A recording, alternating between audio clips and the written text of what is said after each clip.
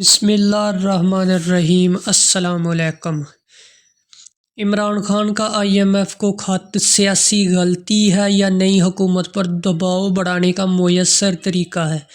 پاکستان تحریک انصاف کے بانی عمران خان کے ترجمان کی جانب سے انٹرنیشنل مانیٹری فنڈ IMF کو ایک خط ارسال کیا گیا ہے، جس میں پاکستان کو بیل آؤٹ پیکج دیتے وقت سیاسی استحکام کو مد نظر رکھنے کی درخواست کی گئی ہے۔ یہ خط بانی PTI کی ترجمان رؤف حسن نے IMF کو مینیجنگ ڈائریکٹر کو لکھا ہے اور گزشتہ روز سے ہی اس خط کے مندرجات اور اس کے اثرات کے بارے میں خاصی بحث جاری ہے۔ پاکستان کا IMF کے ساتھ 9 ماہ کا پروگرام مارچ کے آخر میں ختم ہو رہا ہے اور ملک کو معاشی استحکام کے لیے اپریل سے IMF کے ساتھ نئی پروگرام پر مذاکرات شروع کرنے ہیں۔ اس کی اہمیت کا اندازہ امریکی وزارت خارجہ کے ترجمان میتھیو میلر کے اس بیان سے بھی لگایا جا سکتا ہے، جس میں کہا گیا کہ پاکستان کی نئی حکومت کو فوری طور پر معاشی صورتحال کو ترجیح دینا ہوگی۔ ان کا کہنا تھا کہ پاکستان کی نئی حکومت کو فوری طور پر معاشی صورتحال کو ترجیح دینی چاہیے، کیونکہ آئندہ کئی ماہ کی پالیسیاں پاکستانیوں کے لیے معاشی استحکام کو برقرار رکھنے کے لیے انتہائی اہم ہوں گی۔ پاکستان میں عام انتخابات کے بعد آج وفاق میں حکومت سازی اور پارلیمانی عمل کا آغاز ہو گیا ہے اور قومی اسمبلی کے افتتاحی اجلاس میں نومنتخب اراکین اسمبلی کی حلف برداری نے ایک نئے پارلیمانی دور کی بنیاد رکھی ہے، مگر اس سب کے درمیان ملک میں سیاسی عدم استحکام اور رساکشی کی گونج اب بھی سنائی دے رہی ہے۔ اس کی وجہ پاکستان تحریک انصاف کی جانب سے ملک میں ہونے والے انتخابات کے نتائج پر دھاندلی اور مینڈیٹ چوری کے الزامات عائد کرنا ہے، مگر جہاں ملک میں سیاسی عدم استحکام کی صورتحال برقرار ہے، وہیں ملک کے معاشی مستقبل پر بھی کچھ خطرات منڈلا رہے ہیں۔ تاہم اس سب کے بیچ عمران خان کی جانب سے IMF کو لکھا گیا خط کس قسم کی اہمیت کا حامل ہے؟ اس سوال کا جواب جاننے سے پہلے یہ جانتے ہیں کہ اس خط میں کیا لکھا گیا۔ PTI کے خط میں کیا لکھا گیا؟ پاکستان تحریک انصاف کے بانی عمران خان کی ہدایت پر لکھے گئے خط میں عالمی ادارے سے کہا گیا ہے کہ وہ 2 ہفتوں کے اندر قومی و صوبائی اسمبلیوں کی 30% نشستوں کا آڈٹ یقینی بنائے اور بیل آؤٹ پیکج کے وقت پاکستان کے سیاسی استحکام کو مد نظر رکھے۔ PTI کی جانب سے لکھے گئے خط میں کہا گیا کہ IMF پاکستان کو مالی سہولت دینے سے پہلے گڈ گورننس کے ساتھ ساتھ دیگر شرائط رکھے۔ مزمل اسلم نے خط کے مندرجات کی تصدیق کرتے ہوئے کہا کہ صرف منتخب حکومت کے ساتھ ہی مذاکرات کیے جا سکتے ہیں اور PTI پاکستان کی سب سے بڑی اور مقبول سیاسی جماعت ہے۔ پاکستان کے عوام کے اعتماد کی حامل منتخب حکومت ہی اس حوالے سے بات چیت کا اختیار رکھتی ہے۔ خط میں کہا گیا کہ جب کسی ایسی حکومت کو ملک پر مسلط کیا جائے جسے عوام کی حقیقی نمائندگی حاصل نہ ہو، تو اس کے پاس ملک کو چلانے کی کوئی اخلاقی حیثیت نہیں ہوتی اور ٹیکس کے حوالے سے کوئی اقدامات نہیں کر سکتی۔ خط میں کہا گیا کہ 8 فروری کو ہونے والے الیکشن پر 50 ارب روپے کے اخراجات آئے، لیکن اس میں بڑے پیمانے پر مداخلت اور ووٹوں کی گنتی اور حتمی نتیجے میں فراڈ کیے گئے۔ یہ فراڈ اتنا واضح تھا کہ امریکہ، برطانیہ اور یورپی یونین کے ممالک نے انتخابات کی شفاف اور غیر جانبدارانہ تحقیقات کا مطالبہ کیا۔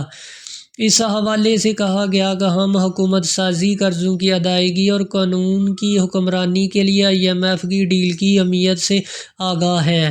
PTI IMF کی سہولت کی راہ میں رکاوٹ نہیں بننا چاہتی، کیونکہ یہ وہ سہولت ہے جو ملک کی طویل مدتی معاشی بہبود کو فروغ دیتی ہے۔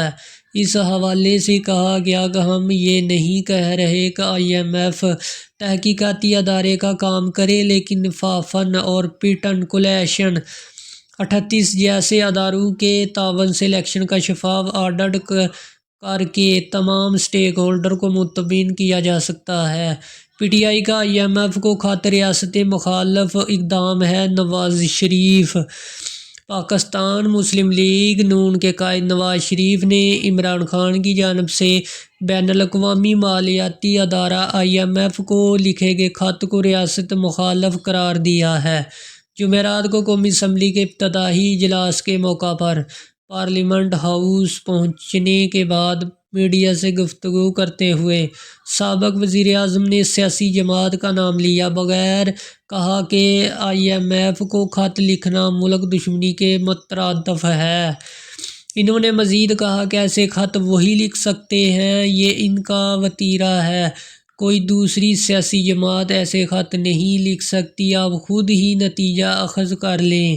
نواز شریف نے کہا کہ سیاسی جماعتیں صرف اس طرح خط نہیں لکھ سکتی، ایسا صرف وہی لوگ کر سکتے ہیں جو بااختیار ہیں۔ یہ بھی واضح رہے کہ 22 فروری کو بیرسٹر گوہر علی خان نے کہا تھا کہ عمران خان کی جانب سے IMF کو خط لکھا جائے گا، جس میں 8 فروری کو ہونے والے انتخابات میں جتنے حلقوں میں دھاندلی ہوئی وہاں آڈٹ کرانے کا مطالبہ کیا جائے۔ بیرسٹر گوہر علی خان نے کہا تھا کہ ملک کے خلاف ہم کچھ بھی نہیں کریں گے، ریاست، جمہوریت اور قانون کو کوئی نقصان نہیں پہنچے گا۔ کیا PTI کے خط سے پاکستان اور IMF کی ڈیل پر اثر پڑے گا؟ ماہر معیشت خرم حسین نے BBC سے اس بارے میں بات کرتے ہوئے کہا کہ اس کا امکان بہت کم ہے۔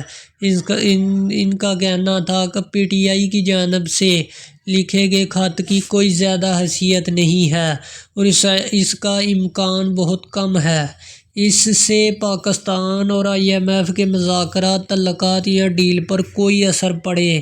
انہوں نے کہا کہ اس بارے میں IMF کی جانب سے پہلے ہی ایک بیان سامنے آ چکا ہے، جس میں اس نے واضح الفاظ میں کہا ہے کہ پاکستان کی جو بھی نئی حکومت ہوگی ہم اس کے ساتھ کام کرنے کو تیار ہیں۔ انہوں نے کہا کہ اس طرح امریکہ نے بھی بیان میں کہا ہے کہ وہ قرضوں اور بین الاقوامی مالیت کے شیطانی چکر سے آزاد ہونے کے لیے پاکستان کی کوششوں کی حمایت کرتا ہے۔ پاکستان تحریک انصاف ملک میں ایک مضبوط اپوزیشن ہے، تو کیا اس متعلق IMF PTI کی جانب سے لکھے گئے خط کے مندرجات پر غور کر سکتا ہے؟ جواب میں خرم حسین نے کہا کہ IMF اس خط کے حوالے سے یہ سمجھ جائے گا کہ یہ سیاسی نوعیت کا خط ہے اور IMF کو کسی بھی ملک کے سیاسی معاملات نہیں بلکہ معاشی معاملات سے سروکار ہوتا ہے۔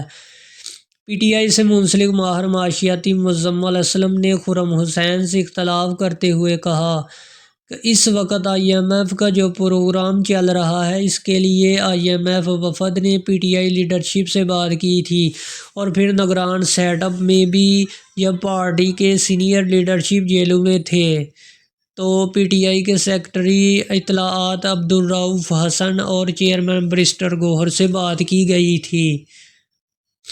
انہوں نے BBC سے بات کرتے ہوئے دعویٰ کیا کہ PDM دور حکومت میں ہونے والی ملاقات میں وہ خود بھی موجود تھے، جس میں IMF وفد نے عمران خان سے ملاقات کی تھی اور پھر پاکستان کو IMF نے 9 ماہ کا پروگرام دیا۔ PTI سیاسی محاذ آرائی کا راستہ اختیار کر رہی ہے۔ اس بارے میں بات کرتے ہوئے خرم حسین کا کہنا تھا کہ PTI اس مرتبہ بھی خط لکھ کر وہی سب کچھ کر رہے ہیں جو اسے کرنا آتا ہے، یعنی مذمت کی سیاست، لیکن انہوں نے یہ علم نہیں ہے کہ جب آپ اینٹی اسٹیبلشمنٹ مزاحمت کرتے ہیں تو آپ کو سیاست بھی آنی چاہیے اور اس میں PTI ناکام ہو رہی ہے۔ وہ سڑکوں پر احتجاج کی کال تو دے رہے ہیں لیکن پارلیمانی سیاست میں ناکام ہو رہے ہیں۔ پہلے وحدت المسلمین سے اتحاد کی بات کی اور پھر سنی اتحاد کے ساتھ الحاق کی اور انہیں اب پتہ چلا کہ اس نے تو مخصوص نشستوں کے لیے فہرست ہی نہیں دی